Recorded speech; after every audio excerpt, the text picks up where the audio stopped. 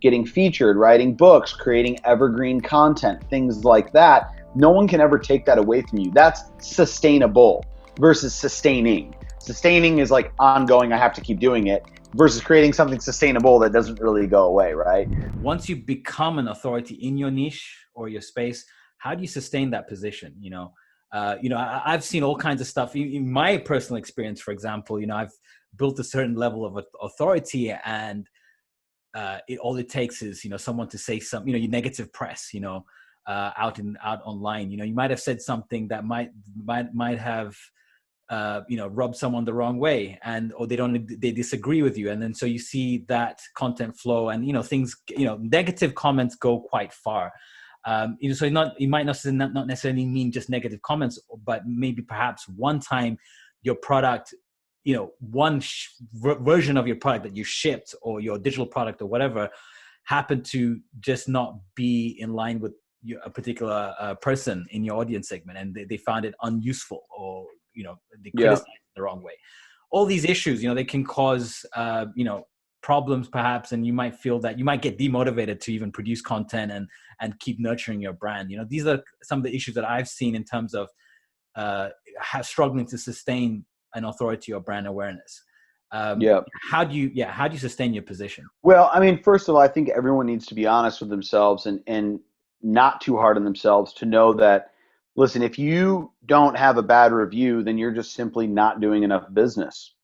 You can't please everybody. We're not in the people pleasing business, right? So like, I mean, it's just a natural progression of things, you're going to have a disappointed client. You're going to have somebody who feels like they were cheated. And again, if you don't have that, you're just not doing enough. You haven't done enough yet, right?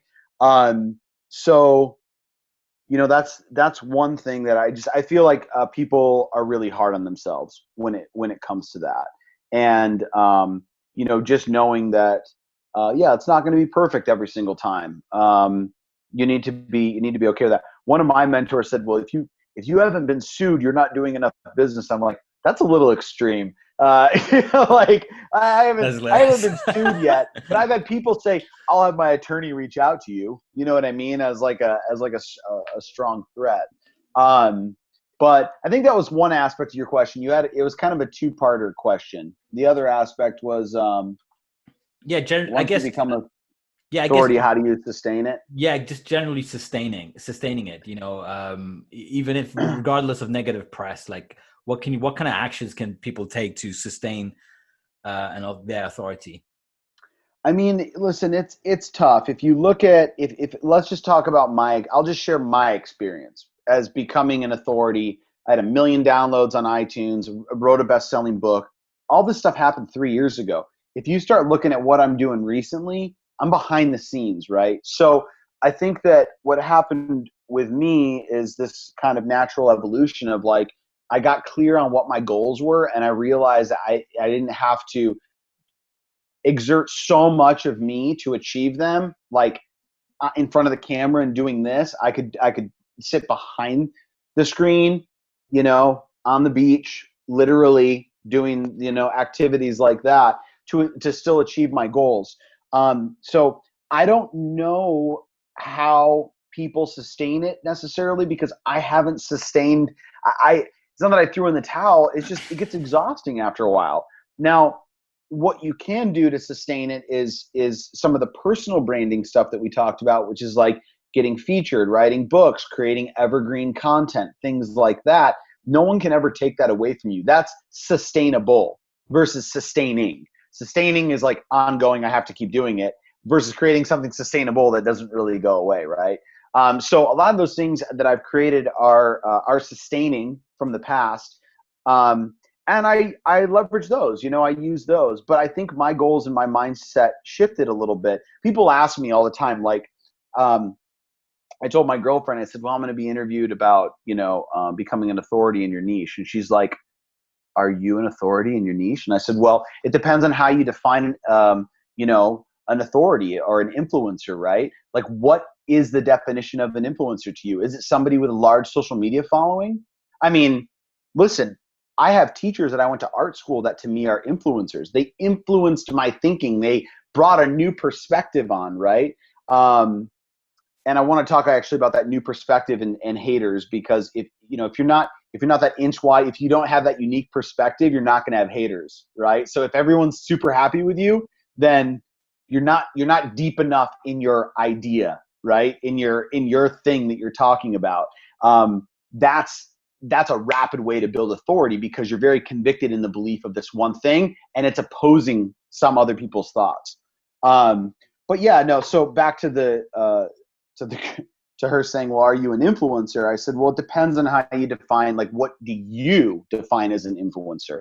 I think that if I can create content and influence a few hundred people to think differently, and it impacts their lives in a positive way, then they call me an influencer. I'm not calling myself an influencer. I'm just sharing my thoughts and ideas and my unique opinions on things.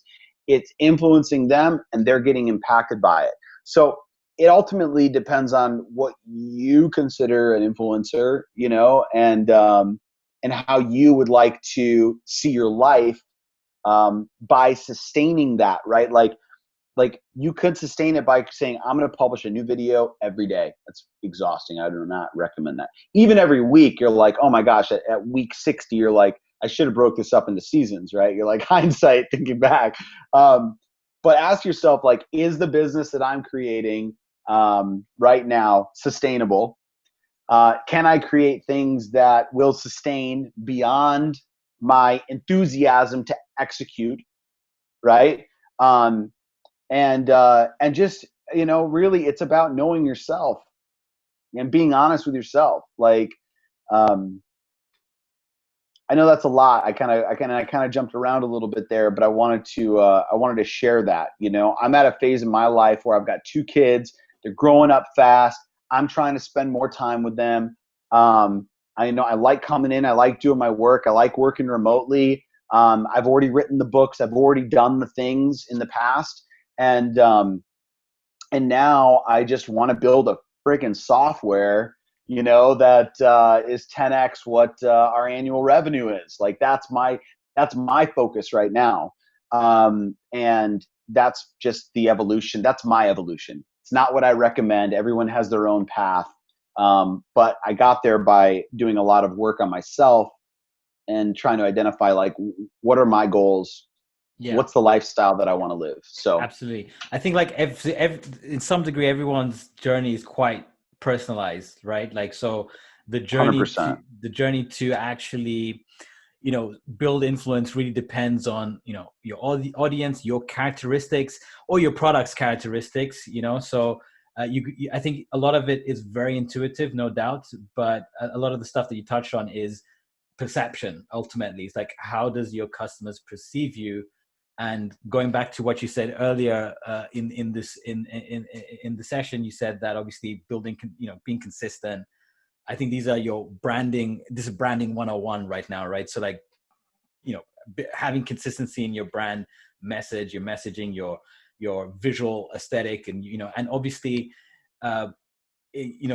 taking advantage of that window of time when you have that engagement, and then keep building on that. And if the window of time, perhaps, you start to lose engagement, perhaps, and you can't sustain it, maybe you need to evolve, right? Yeah.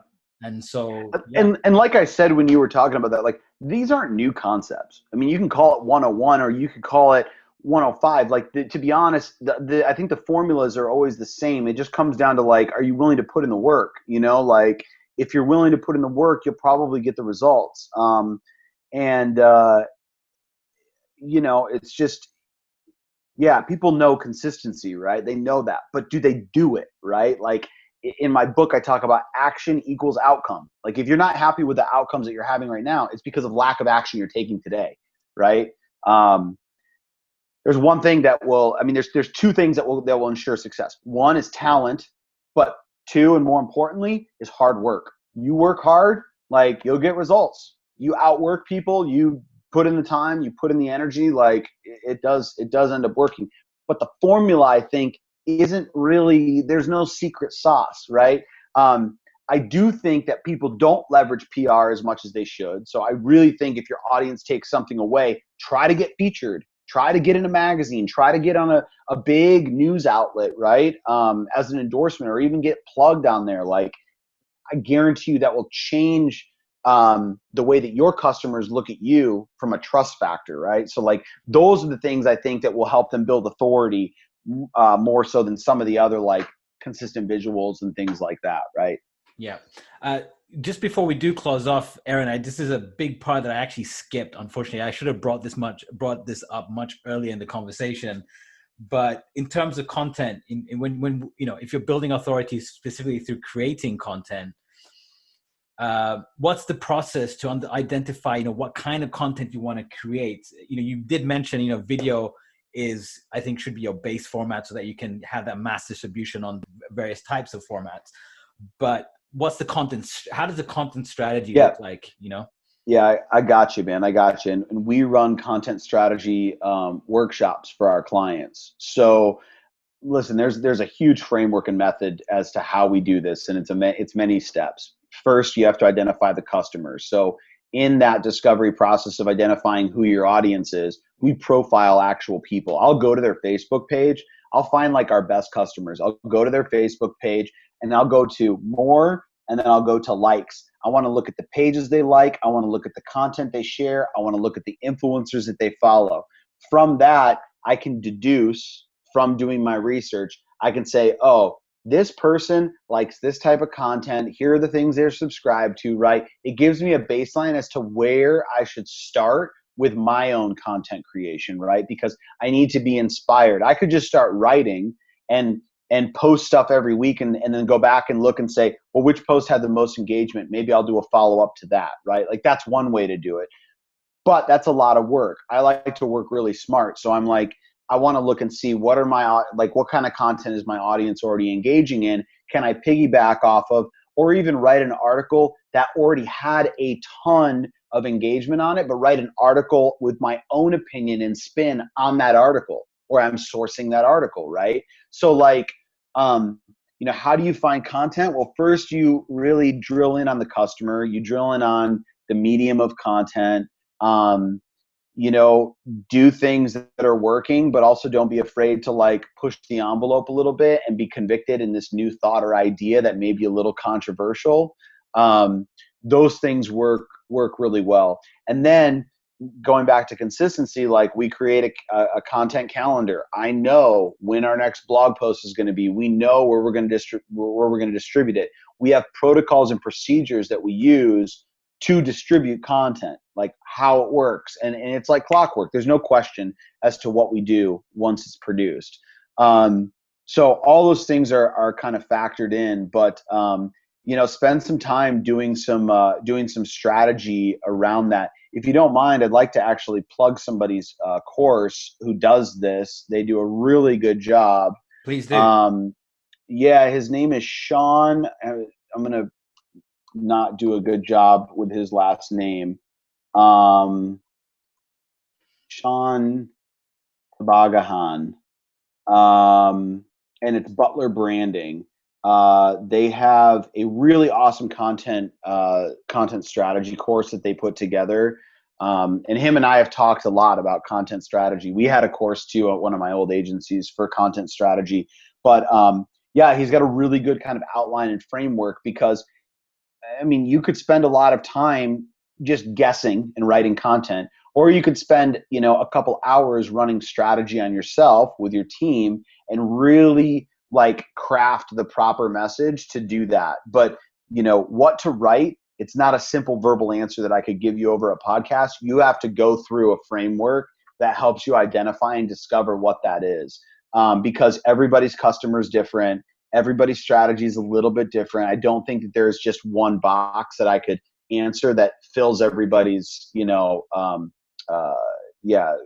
answers everybody's question. Yeah, makes total sense. I guess again, it's personalization for the particular business, and that's what you personally do best, which is content strategy catered for particular businesses. And I guess the framework is, I've seen similar frameworks. I know Sean particularly, you mentioned Sean. I actually know him. I'm a friend with him on Facebook, and I followed some of his stuff. And in fact, I want to kind of +1 on that recommendation you just said. So if you guys are interested in understanding more about content strategy, definitely, no doubt, follow Aaron, what he does, follow his recommendations as well. And you know, I think one of the key takeaways in this whole webinar is, you know, if you were going to build authority, it's not going to happen in a vacuum, in a box. You need to take actionable steps. Some of the steps that were very descriptively described, if I could say that, on this session, with step-by-step processes, right? And of course, not everything can be said in this particular webinar because every person's business is different. Every person's product is different. So you need to understand your context and find frameworks that work particularly for you. But I think essentially that if you kind of boil down to it, some of the steps you described, Aaron, is research, you know, your goals, understand your goals, what your end goal for creating content is, for building brand authority is, and then understanding, you know, you're creating a workflow around to create that content, whether it's partnerships, hiring, doing it yourself. You know, Aaron, we all know that it's quite exhausting to do that, but perhaps that could be a first step before you start to scale. And once you create that momentum, of course, one of the biggest things takeaway that Aaron mentioned is get featured. I think that's probably the easiest way to create content and get yourself out there, is get other people to create content about you, you know. And so you need to have a unique position or idea or product in your space, so that you can pursue journalists and other people or other platforms to feature you. And I think that's the first step. No one can take away the content about you that's out there, you know. So I think super important to start doing that. And I think content, the biggest takeaway today is content builds. A big part of building authority is creating consistent content around 100%. 100%. I mean, that's the big thing. I want to say one thing before we end. Yeah, go for it, man. Just Absolutely. call my closing statement if you'd like. Yeah, we were please. talking about goals, and I like to use this analogy. I don't recall where I heard it or sourced it, but you know, it's like this idea of like, if you know, if you want to climb a mountain, you can see the mountain top from the bottom, and the mountain top is your goal, right? That's Everest, right? Like that's the goal. That's the pinnacle of where I want my business to go or my life to go. Well, to get to the top of Everest, you have to stop at these base camps. So if you identify the goal, if you identify the top first, then you can identify what needs to happen for me to get there. Those are your base camps. But know that on your way up, you're going to hit some peak. You're going to hit some valley that's going to dip you back down and make you feel like, shit, I'm not getting closer to my goal. Then you have to get out of that. You got to go to the next base camp. So like, even though you have this big goal, break it down into targets. Targets are different than goals, because if you miss your target, you just recalibrate and you shoot again, right? Like, but you have to have that goal in mind, right? You have to have that goal in mind, and then you can reverse engineer and say, well, what steps do I need to make? Like, what are the milestones that are going to take me to get there? And then focus on each one of those milestones or targets on the way up there. Because this is a journey. It's not, you know, it's not going to happen overnight. Absolutely. I think what you said, again, just to follow up what you said, because it really resonates with me particularly, because that's exactly what we did in our content strategy and brand strategy for Glorify. If you know, the great case study everyone's familiar with, is that we just really identified what we want to become as a company. You know, what's the ultimatum, you know? And so for us, the top of the goal, and all of you guys know this, is like, for us, we want to be servicing e-com and startup entrepreneurs, even digital product entrepreneurs, from the moment they start their business and grow and scale with them. And so we want to impact all startups and scale with them, so that we can provide, scalable design solution for them, right? And we want to be the go-to platform for that. And there's plenty of other generic design platforms that we are very specific on creating strategic design solutions for business, right? So when it comes to that, we identify that goal, and then we reverse engineered, okay, what are the steps to take to get to that position, to be that all-encompassing product that covers it all for every type of product that entrepreneurs want to launch, right? And so we know the features. Now we know all the features we need to launch. We know the content we need to create. We know the experts that we need to bring on board to provide, the podcast that we create, the webinars that we're doing right now. This is given us clarity in terms of the journey we need to take. And just like Aaron said, there's going to be a dip. There's going to be, you might take a wrong path in the climb up towards that mountaintop. It's okay. It's about re-collaborating and finding a new path or creating a new path. You might need to just you just need to figure out another way to get to the peak. Now, Aaron, man, it's been really, really exciting. It's been an awesome session and packed with tons of value that I think everyone in the audience, doesn't matter what product they're selling, whether you're selling digital, physical, or service-based products, I think this webinar is super relevant to all of you guys. And so I want you guys to make sure that, rewatch this webinar if you can, but we'll also provide you a cut-up version of this whole session that will be distributed on our various channels. And so just go in there and you can see, they'll be divided into specific topics that we touched on today with appropriate slides and stuff like that. So you can, just rewire yourself and understand, okay, what are the steps I need to take to build authority, build brand awareness in my space. Now, Aaron, man, it's been awesome. Thanks so much for having you on.